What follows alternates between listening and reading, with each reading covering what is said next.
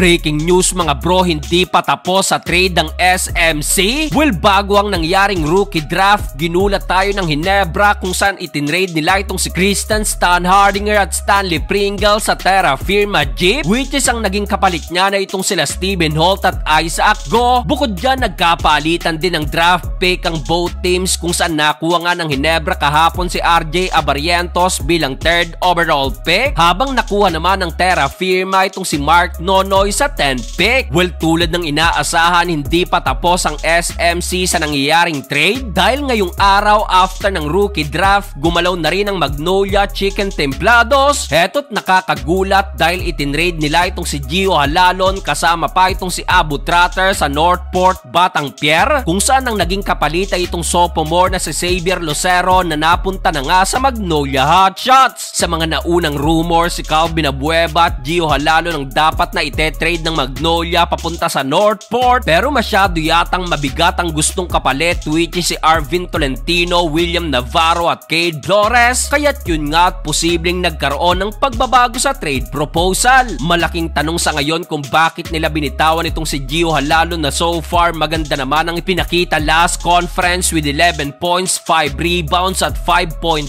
assists per game, pero sa mata ng madla, possible personal matter ito na naulit na naman na siguradong di nagustuhan ng management ng Magnolia. Sa pagkakaalam natin, nasuspindi pa ito bago tuluyang matrade ngayon sa Batang Pier. Sakto pa't may instant magiging kapalit itong si Gio na si Jerome Lastimosa. Bukod dyan, may trade na namang nangyari sa kampo muli ng Barangay Hinebra. Ayon sa article ng ABS-CBN News, yung second rounder pick nila na si Didat Hanapi at Paulo Hernandez, tinrade o binigay na lang ng Hinebra sa Terra Firma kapalit ng second rounder pick sa susunod na rookie draft. Well, parang ang nangyari, si Stan at Stanley kapalit ni Go at Stephen Holt, RJ Abarrientos at second rounder pick kapalit ni Mark Nonoy, Didat Hanapi at Paulo Hernandez. Hindi pa natatapos dyan at kani-kanina lang din, abay tinrade naman pabalik ng Northport itong si Sidney Onwabere ng Barangay Hinebra, which is ang naging kapalit niya na itong si Ben Adamos, another type of big man na tipo ni Coach Tim Cone na may outside shooting. Kung susumahin, literal na lumambot ang frontline ng Hinebra with Japit Aguilar,